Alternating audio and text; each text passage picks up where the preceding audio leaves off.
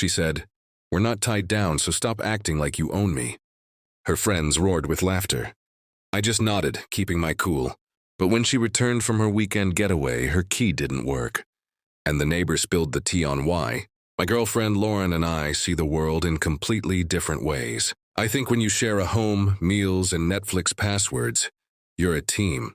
Lauren, on the other hand, sees herself as a free-spirited comet, with me as some tiny asteroid orbiting her glow. We've been together for 2 years, and for the past 8 months, she's been living in my apartment. My name's on the lease, the utility bills, and the quirky welcome mat she picked out without asking me, which now feels like a bold prediction. I'm a laid-back guy. I work remotely as a web developer, enjoy my small circle of friends, and consider a spicy ramen experiment a thrilling Saturday night. Lauren? She's a whirlwind living for the spotlight. With her trio of loud besties, let's call them Sasha, Kayla, and Prosecco, who I secretly nicknamed the Sirens. The drama kicked off last Friday. I was prepping tacos in the kitchen when Lauren breezed in, phone glued to her ear, already dressed for a night out. She was mid-conversation with the Sirens, her voice booming. "Oh, absolutely, I'm all in," she said. "A girl's trip is just what I need." Then with a laugh, "No, he's not invited." "Don't be silly." She hung up, flashed a grin, and announced, "Great news. The girls and I are heading to the coast for the weekend. We leave tomorrow." This was news to me. "Cool," I said, flipping a tortilla. "Which beach are you hitting?" Just a normal question, right? You'd think I'd asked her to solve a calculus equation in Latin. Lauren froze, gave me a look like I'd grown horns, and turned to Sasha, who'd just waltzed in. "Can you believe this guy?" she said, eyes rolling. "He thinks he gets to know my plans." Sasha smirked, eyeing me like I was last season's clearance rack. Lauren spun back, hands on hips, and dropped a line that'll live rent-free in my head forever. "We're not tied down, so stop acting like you own me." The Sirens, now all crowded in my kitchen, erupted in laughter. Like this was the funniest roast of all time. A guy in his own home, asking a basic question about his girlfriend's weekend. And getting schooled for it? Comedy gold, apparently. I stood there, spatula in hand, taco meat sizzling, and something in me just clicked off. No anger, no shouting, just a strange, peaceful clarity. The part of my brain still trying to make this work grabbed its tiny suitcase and left. I looked at Lauren's smug grin and mirrored it with my own. Big, bright, and totally blank. "You're right," I said, voice dripping with fake cheer. "My bad." They cackled again, thinking I'd just folded. Lauren gave me a patronizing hair ruffle, and the Sirens sashayed out for their pre-trip wine night. The kitchen went quiet save for the hiss of the stove. "All right," I muttered to myself, a plan sparking. "Not tied down. Let's make it official." This weekend was about to get real interesting, for me. The second Lauren's SUV, probably stuffed with sequined outfits and energy. Drinks peeled out on Friday. I got to work. First stop, not packing, not cleaning, but a visit to my neighbor, Mrs. Vargas. She's a 78-year-old, retiree with a knack for gossip and a security camera setup that could rival the Pentagon. I brought her some homemade brownies and parked myself on her patio. "Mrs. Vargas," I said after we'd chatted about her petunias and the local raccoon menace, "I need your help with a little performance." Her eyes sparkled. She lives for this stuff. I laid out the whole story, including Lauren's not-tied-down zinger. No exaggeration needed. The truth was wild enough.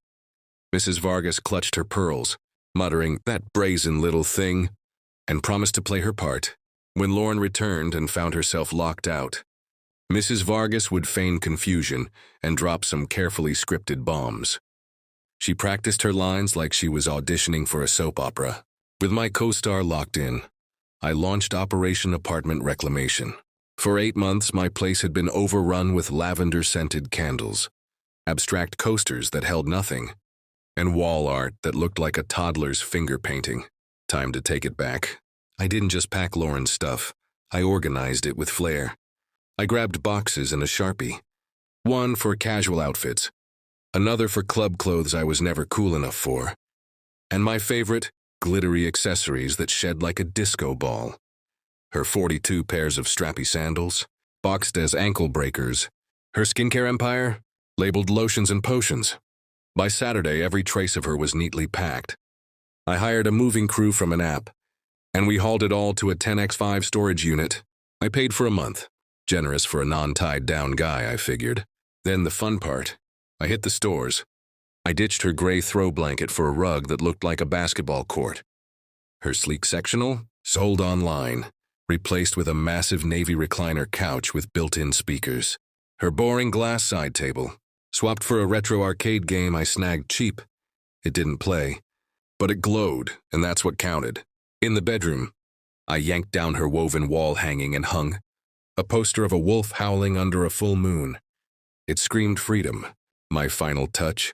A trip to the animal shelter. I walked out with a 100-pound Great Pyrenees named Duke. He was a fluffy, slobbery chaos agent who claimed the new couch in seconds, snoring like a chainsaw. My apartment was no longer a pastel purgatory. It was a monument to me. I spent the weekend tossing a ball with Duke, sipping soda straight from the can, and resetting every password. The Wi-Fi, now called Get Your Own Internet. Password not tied down 123. Sunday night, I kicked back on my speaker couch with Duke's massive head on my lap, ready for the fireworks. Sunday 8:45 p.m., my doorbell cam pinged. There was Lauren, glowing from her beach trip, strolling up like she owned the place. She slid her key in the lock, nothing. The new deadbolt I'd installed was earning its keep. She jiggled it, frowned, and tried again. Then came the exasperated huff and door pounding. Duke raised his head, let out a lazy woof, and went back to napping. Lauren started blowing up my phone. I watched it buzz on the arcade table, took a sip of soda, and hit decline. She called again. Decline. 5 rounds of this. The pounding got louder. Jake, open the door. What's wrong with you? My keys busted. I stayed silent, savoring the moment. After 10 minutes of her escalating tantrum, Mrs. Vargas's porch light flicked on. Showtime. Lauren, is that you, dear? She called, clutching a garden trowel like an Oscar. Lauren rushed over. Mrs. Vargas, thank goodness. My key's not working and Jake's ignoring me. Oh, Jake's home, Mrs. Vargas said, all wise and knowing. He's had a fabulous weekend. A real glow-up. Glow-up? Lauren snapped. What's that supposed to mean? Well, Mrs. Vargas said, leaning in like she was spilling state secrets. He told me you two aren't tied down. Said he doesn't get to control you, so he's embracing his freedom. Redecorated the whole place, very masculine now. And the best part? He adopted a dog, a big fluffy sweetheart named Duke. Said he wanted a buddy, who's loyal and doesn't argue. Lauren's jaw dropped. She crept to my window, peering in. Her eyes bugged out at the basketball rug, the arcade game, and Duke sprawled across the couch. She let out a noise, half gasp, half wail. Her phone lit up as she fired off furious texts. I finally replied with one message. You said we're not tied down. And I don't own you, I agree. This is my place and you don't get a say in it.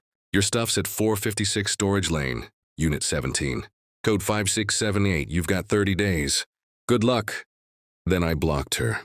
The doorbell cam caught her reading it, staring at her phone, then the window, then her phone again. She screamed pure rage and chucked her phone into my bushes. It was a meltdown for the ages. She ranted for another 10 minutes until Kayla rolled up to rescue her. The social media fallout was predictable but dull. Lauren and the Sirens posted vague stories with moody filters, preaching about toxic vibes and knowing your value. It was like they'd copied it from a self-help blog. I let them stew for 2 days. Then I dropped my own post just for our mutual friends. Picture 1. My apartment pre-breakup, gray, sterile, like a showroom for sadness. Caption, before. Picture 2, the new vibe. Recliner couch, basketball rug, glowing arcade game. Duke looking regal. Caption, after. Picture 3, me and Duke grinning on the couch. Caption, got told I don't own anyone. So I redecorated to match my new single status. Free and happy Duke the dog. It was a mic drop. The pettiness paired with Duke's undeniable charm was a hit. Friends thought it was hilarious and the real story spread fast. Lauren's victim act crumbled. Hard to cry, poor me. When your ex is posting dog selfies. She crashed with Kayla, but that fizzled in days. Word is, Kayla got fed up with Lauren's whining and lack of rent money. She moved back to her mom's 2 hours away. She tried a legal jab, with a lawyer demanding access to her Apartment and compensation for eviction. My lawyer fired back with my lease, utility bills, and a polite question about whether Lauren planned to repay 8 months of free rent. Food and Wi-Fi. Crickets ever since.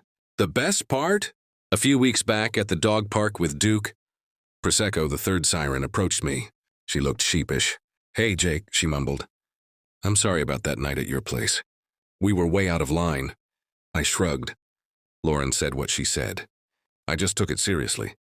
"She's a lot," Prosecco admitted, watching Duke chase a squeaky toy.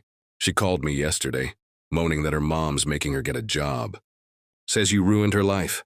She glanced at Duke, who was now trying to carry 2 toys at once.